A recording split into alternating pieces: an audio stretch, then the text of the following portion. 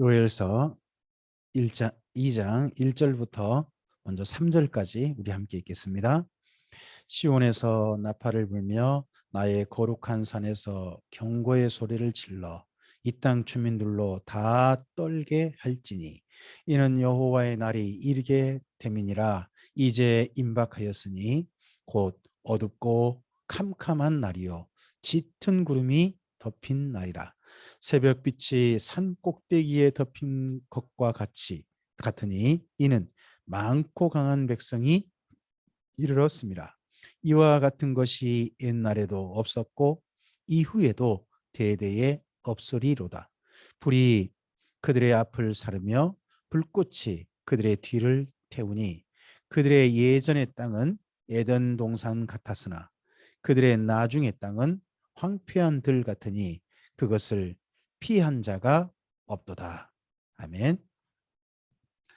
우리가 지난 시간 요엘서 1장에서 이미 어떤 큰 일을 당했던 예루살렘의 모습을 보았습니다. 그래서 큰 일을 당해가지고 우리 성전에 좀 모이자, 하나님 앞에 모이자 했던 선지자의 이야기를 들었습니다. 근데 선지자가 모이자 했던 이유가 뭐예요? 큰 일을 당하고 앞으로 뒤수습만 되는 게 아니라 더 큰 일이 여호와의 날이 임박했다라고 그가 경고했습니다. 근데 그 경고한 날을 구체적으로 이제 이야기하기 시작합니다. 2장에서 많고 강한 백성이 산에 덮인 구름같이 빽빽한 구름같이 하늘을 어둡게 하면서 올 거라는 겁니다. 그러면 이게 군대인지 뭔지 우리가 잘 몰라요. 근데 읽어보면 이게 메뚜기 떼인 게 보입니다.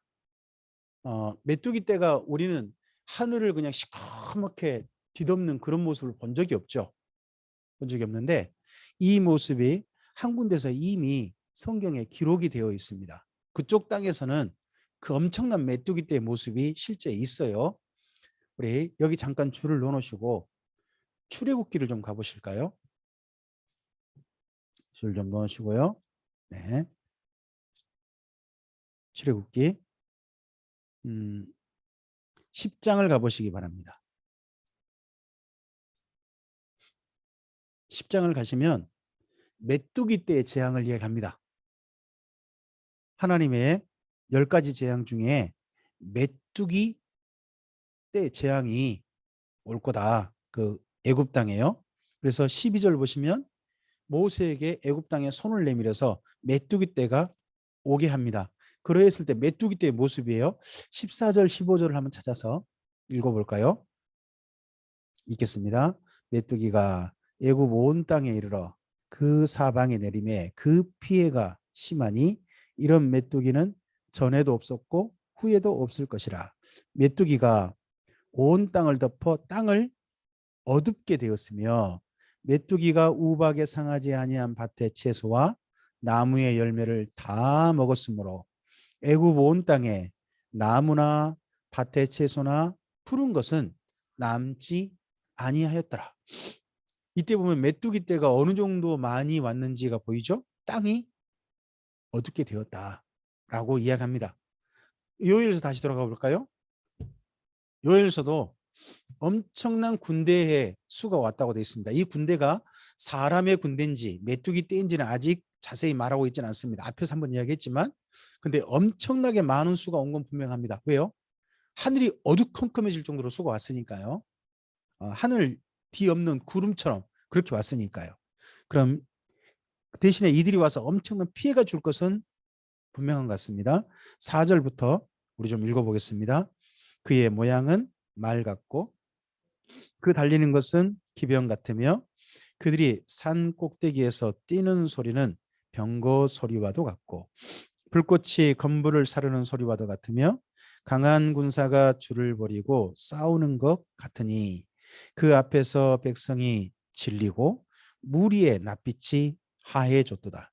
그들이 용사같이 달리며 무사같이 성을 기어 오르며 각기 자기의 길로 나아가되 그 줄을 이탈하지 아니하며 피차에 부딪히지 아니하고 각기 자기의 길로 나아가며 무기를 돌파하고 나아가나 상하지 아니하며 성중에 뛰어 들어가며 성 위에 달리며 집에 기어 오르며 도둑같이 창으로 들어가니 그 앞에서 땅이 진동하며 하늘이 떨며 해와 달이 캄캄하며 별들이 빛을 거두도다.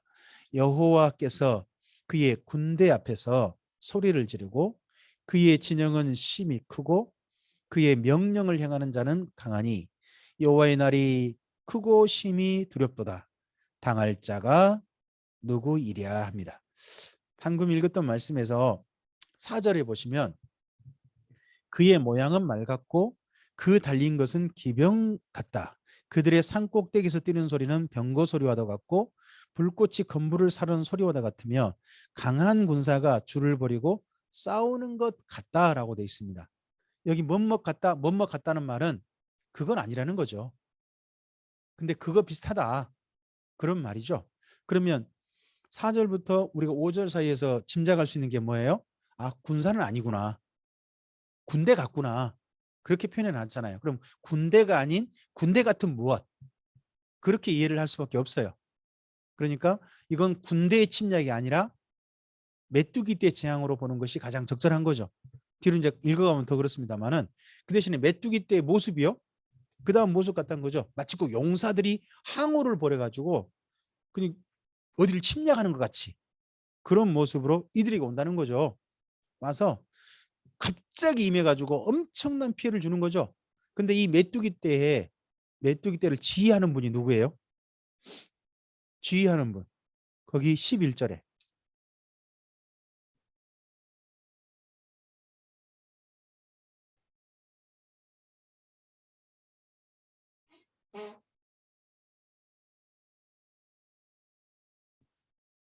11절에 보면 지휘하는 분이 그의 군대 그러잖아요. 여호와께서. 그럼 이 메뚜기 떼를 지휘하는 분이 하나님이신 거예요. 이 메뚜기 떼가 하나님의 지휘에 의해서 이 땅에 왔다는 거죠. 하나님이 내리시는 그러니까 재앙인 거죠. 근데 이 재앙의 이 군대가 자칫되면 사람들에게 오해될 수 있습니다. 여호와께서 그의 군대 앞에서 소리를 지르고 그 진영은 심히 크고 그의 명령을 행하는 자는 강하니 여호와의 날이 크고 두렵도다. 당할 자 누구랴? 자, 신약성경에 보면요. 이걸 자칫 오해하다 보면 신약성경에 우리는요. 하나님의 군사로 부름받았대요. 하나님의 군사. 그리고 예수님이 우리의 사령관이래요. 그 히브리서에 보면 믿음의 주요 또 온전케 하신 이인 예수를 바라보자 그러잖아요. 거기에 믿음의 주라는 말은요. 원래 믿음의 사령관이라는 뜻이거든요. 그럼 우리는 군대로 부름받은 거잖아요. 자, 우리의 대장이 누구세요? 예수님이시잖아요. 우리가 누구의 군대예요? 예수님의 군대인 거죠. 그러니까 그걸 갖다 여기다 대입해 가지고 이 군대 대장님이 하나님이시기 때문에 크고 강하고 우리를 당할 자 없다. 우리는 예수의 군대다. 지저스 아미다.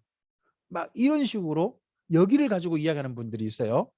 근데 여긴 잘 보면 이 군대는 이스라엘 땅에 좋은 일 하러 온 건가요? 안 좋은 일 하러 온 건가요? 피해를 입히러, 재앙을 입히러 온 군대지.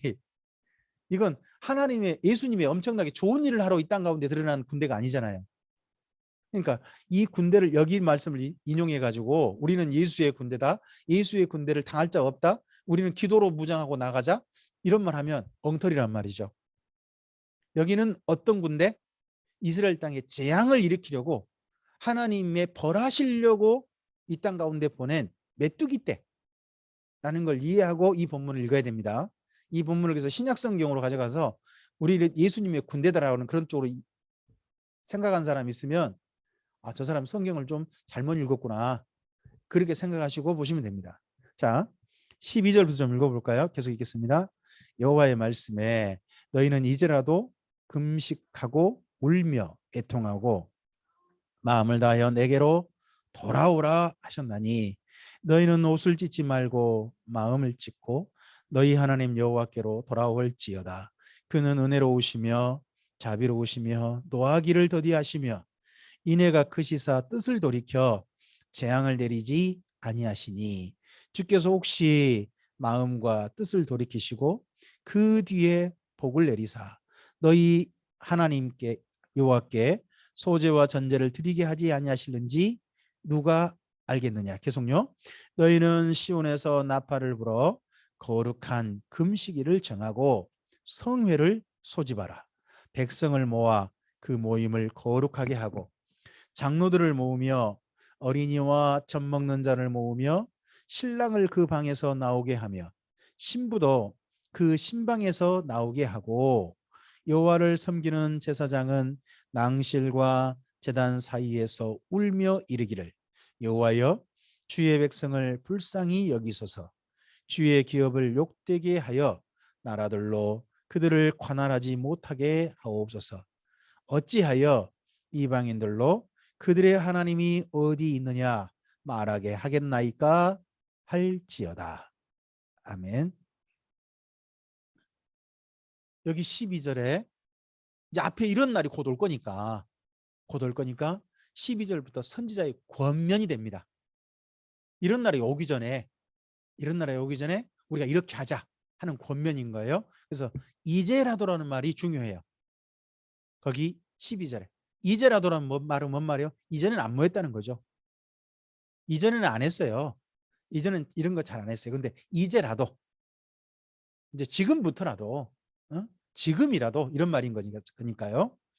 지금이라도 함께 금식하고 울고 애통하고 마음을 다하여서 중요한 표현이 뭐예요? 12절에 하나 더 줄거놔야 돼요. 내게로 돌아오라. 어떻게 해서? 마음을 다하여 내게로 돌아오라. 이걸 우리가 뭐라고 해요? 한 단어로 하면 회개라고 해요. 회개라는 말을 씁니다. 회개하라죠. 회개하라. 하나님께로 돌아오라 하는 말을 우리가 많은 사람들이 회개합시다. 그 말은 뭔 말이에요? 하나님께로 돌아갑시다. 그 말인 거예요. 그 말인 건데 우리가 그 말을 뭐 죄를 누이치라 뭐 이런 말만 꼭 생각하잖아요. 죄를 뉘우치고 죄 잘못을 반성하고 자기가 죄인인 걸 깨닫고 그 죄를 용서해 주고 새로운 인생을 살 수 있게 하시는 하나님께로 돌아갑시다 하는 게 회개의 본래 뜻이거든요. 자, 그렇게 해서 돌아가면 하나님께서요 어떻게 해줄 수 있다는 거예요? 14절에 혹시란 단어가 있나요? 14절에 혹시? 네, 혹시라는 단어에 또 밑줄 그어 보시면요. 주님께서는 이 선지자는요 반드시가 아니에요. 주님께서 혹시나 재앙을 내리지 아니하실 수 있다. 혹시나. 그래서요. 응답은 누구 마음이세요? 하나님 마음이죠. 하지만 우리가 할 수 있는 건 뭐예요? 하나님께 우리의 소원을 말씀드리는 거죠. 소원을 말씀드리는 건 우리예요. 하지만 하나님께서 응답은 하나님이시니까 혹시나 하나님께서 응답할 수 있는 거 아니겠느냐. 그래서 어떤 날을 주실 수 있다. 복을 내리사 너희 하나님 여호와께 소제와 전제를 드리게 하지 아니하실는지 누가 알겠느냐. 여기 소제와 전제란 게 뭐라고요? 소제는 곡식을 가루를 내서 드린 제사였고 전제는 액체를 부어드린 제사거든요. 술이나 독주 이런 걸 포도주 이런 걸 부어드린 제사예요. 그러면 그런 건 어떻게 해야 드릴 수 있어요? 소출이 있어야. 앞서서 메뚜기 떼가 엄청 먹고 가뭄이 들어가지고 소출이 지금 하나도 없잖아요. 근데 다시 하나님께서 복을 주셔서 그런 날을 주실 줄 어떻게 알겠느냐. 이렇게 하면서요. 15절에 모임 장소도 정해줘요. 어디로 모여라. 전부 다 성전으로 모여라. 또 어떤 사람이 모여야 할지도 보이죠. 전부 다 모여라. 예전에는 제외된 사람도 있습니다. 신랑과 신부는요. 원래 모임에서 제외예요. 신랑과 신부는 모임이 제외고요. 또 어린이들도 모임이 제외예요. 근데 다 모이라는 거죠. 다 모여라. 그리고 제사장들이 기도할 내용도 가르쳐줘요. 17절에 제사장들이 이렇게 기도해라 라고 해줘요. 자, 이렇게 하고 난 다음에 하나님께서 혹시나 이런 날이 있을지 어떻게 하느냐 하는 게 18절부터 20절이에요. 읽어볼까요? 그때에 여호와께서 자기의 땅을 극진히 사랑하시어 그의 백성을 불쌍히 여기실 것이라.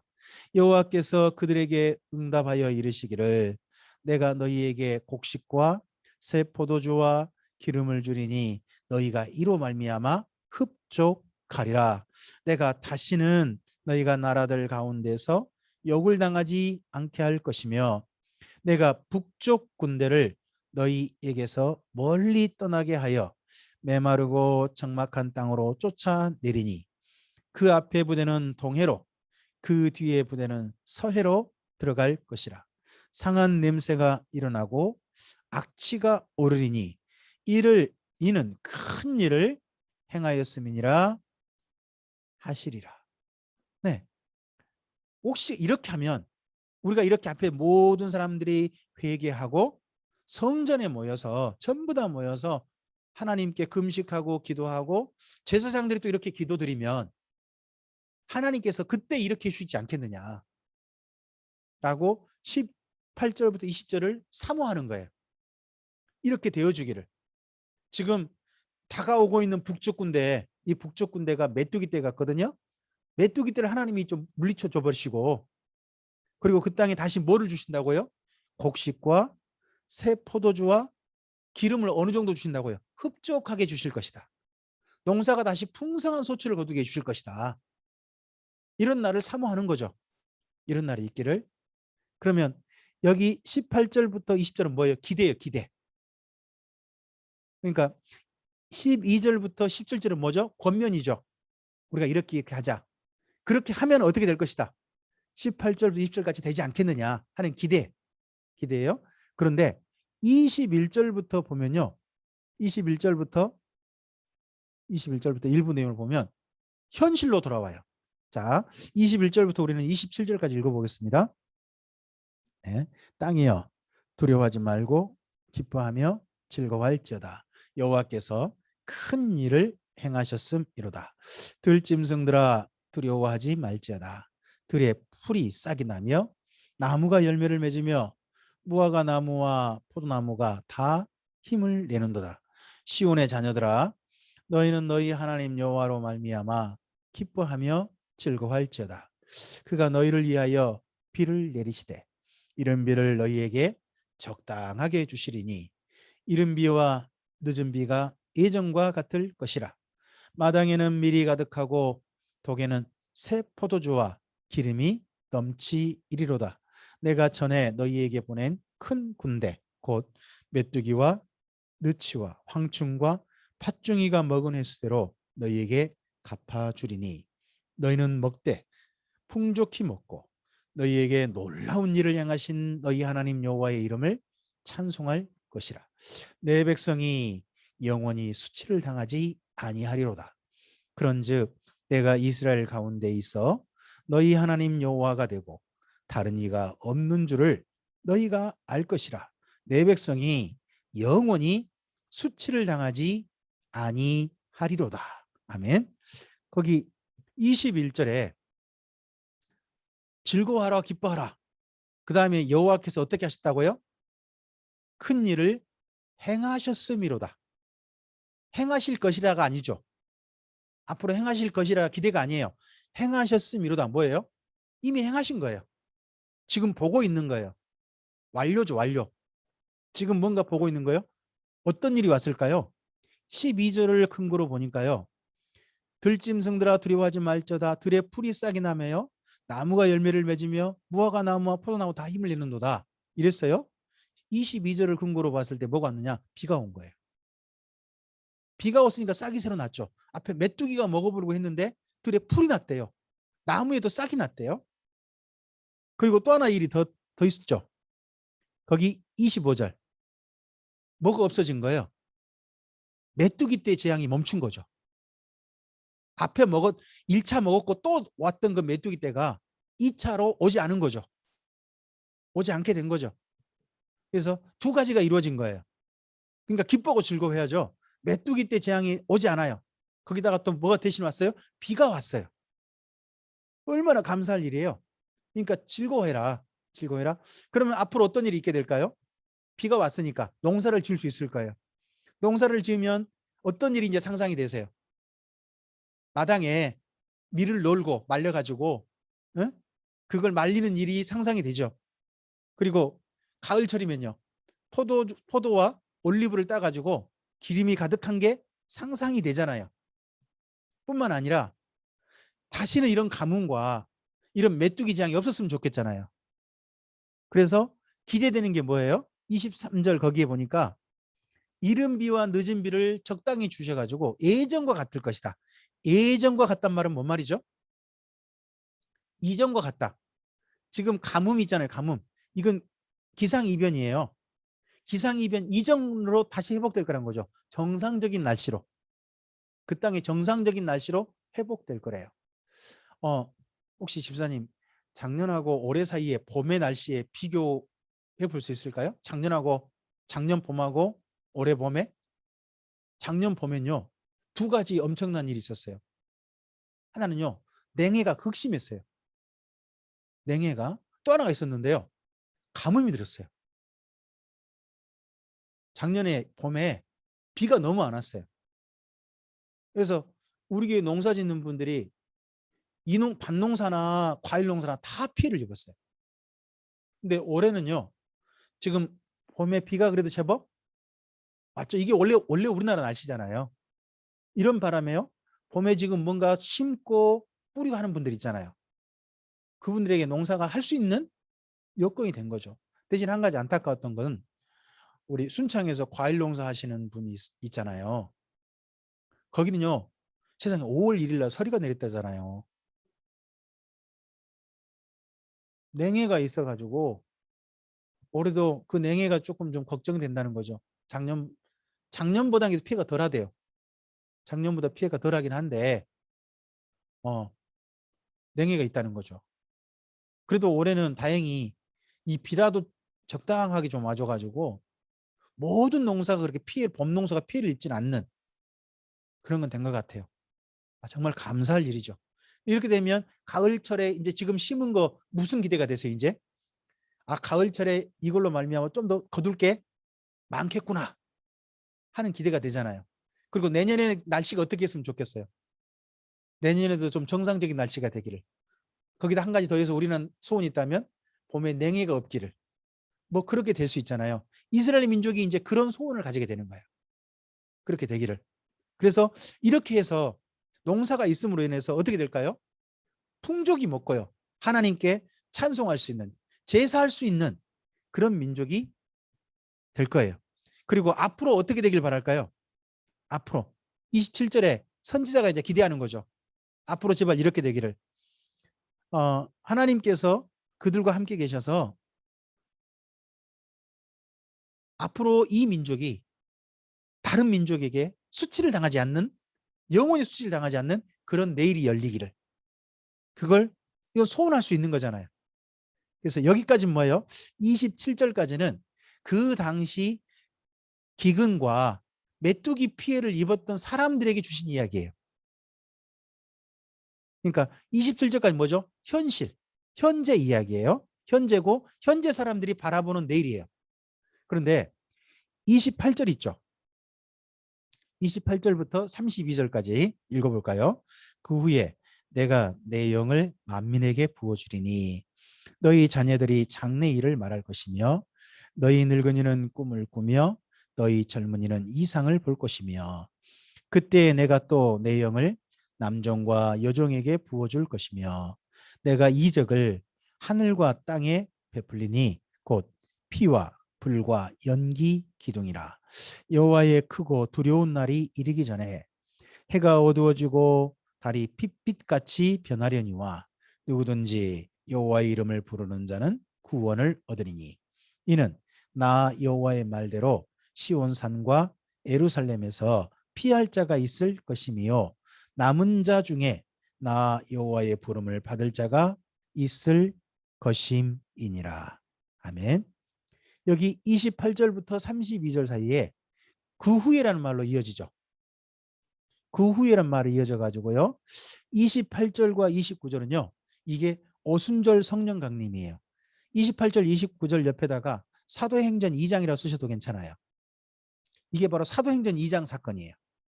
사도행전 2장 사건이고 그리고 그 다음에 있는 30절부터 32절은요. 이건 예수님 재림 때의 사건이에요. 그래서 시점으로 좀 봐보죠. 시간으로 봐보면 21절부터 27절은 뭐예요? 재앙이 있고 난 다음에 이스라엘의 현재 그 당시 요엘 당시가 되죠. 선제 당시가 되는 거고 그리고 28절은 뭐예요? 28절 이제 사실 재앙이란 게 뭐냐 그러면요. 예수님의 십자가의 죽으심이에요. 자기들의 메시아를 그냥 자기들의 손으로 죽여버렸거든요. 이것만큼 큰 재앙이 어디 있겠어요? 그런 재앙 후에 예루살렘에서 큰 회개가 일어나요. 회개가 그게 우리가 알고 있는 오순절 성령 강림 사건 때 3천 명이 회개한 그 사건이에요. 사도행전 2장에. 그리고 언젠가 한 번 더 예루살렘에서 큰 재앙 후에 큰 회개 사건이 있대요. 큰 회개가 그건 뭐냐 그러면요. 예수님 재림 때 있을 사건이에요. 그래서요. 여기 요엘서를 통해 가지고요. 예루살렘에서 있을 3대 회개 사건을 이야기하고 있어요. 첫째는 뭐예요? 이 요엘 당시의 회개 사건이에요. 그 당시 회개 실제 이루어졌던 모양이에요. 또 한 번은 뭐예요? 나중에 이제 그 후에 있는 오순절 성령 강림이고 또 그 후에 있을 언젠가 먼 미래에 있을 예수님 재림 때 있을 유대 민족의 회개 사건이 있을 거라는 거죠.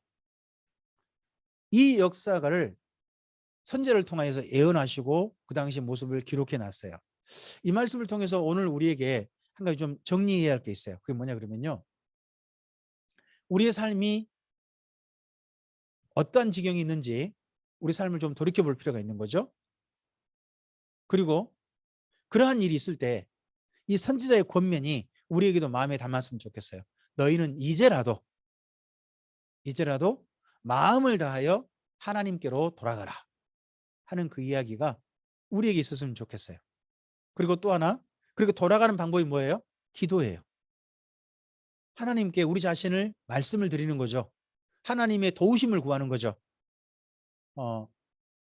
아직 우리 집사님 백신 안 맞으셨죠? 저희도 백신 아직 안 맞았어요.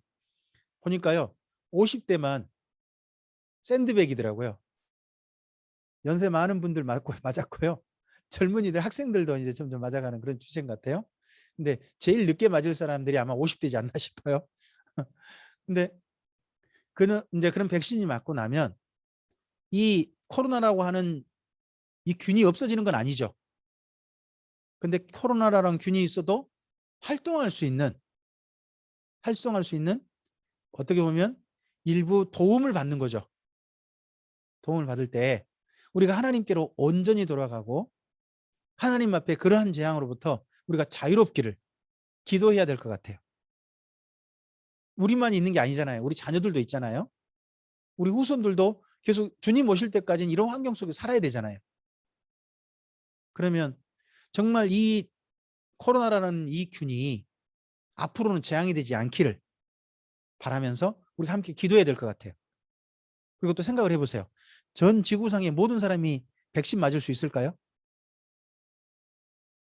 돈 있는 나라만 맞을 거예요. 그러면 어떤 나라는요? 어떤 사람들은 코로나 균에도 불구하고 백신도 못 맞고 그러고 살 거예요. 또 백신이 1년짜리잖아요.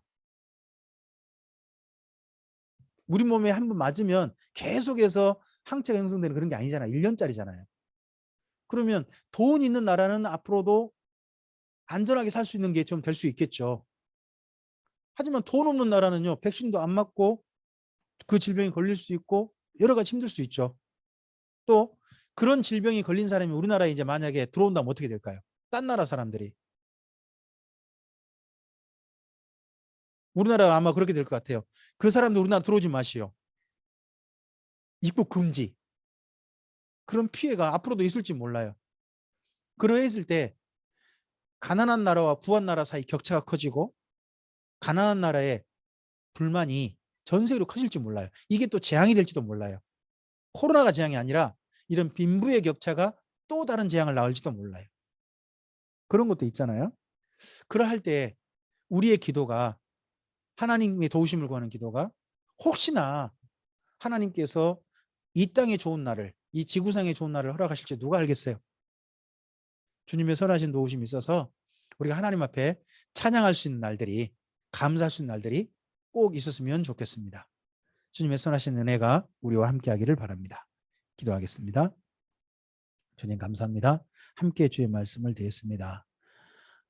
큰 재앙을 당하고서 더 큰 재앙이 곧 있을 그러한 날들에 하나님 앞에 마음을 다하여 돌아가서 하나님께 회개하고 기도하고 그리고 그의 삶을 바로 했을 때 주님께서 그 당시 유대 사람들에게 메뚜기 재앙으로부터 벗어나고 비를 내려주셔서 다시 일상생활로 돌아갈 수 있게 해주셨습니다.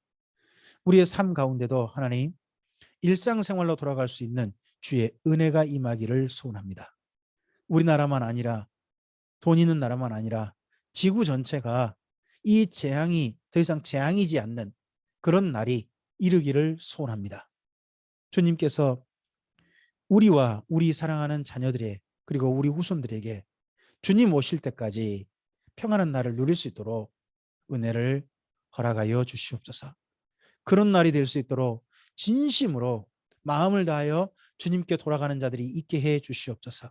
먼저 우리들이 주님께 돌아가고 먼저 우리들이 우리의 삶을 새롭게 하게 해 주시옵소서.